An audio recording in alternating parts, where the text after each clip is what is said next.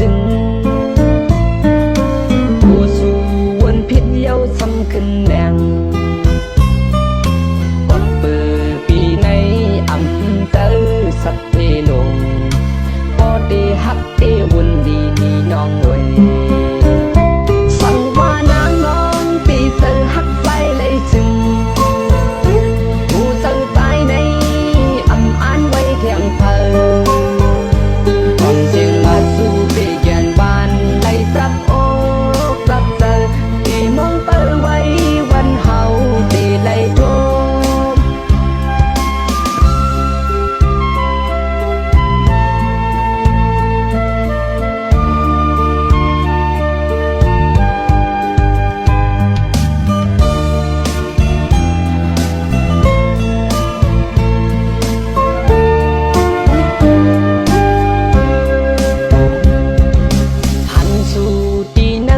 quê này có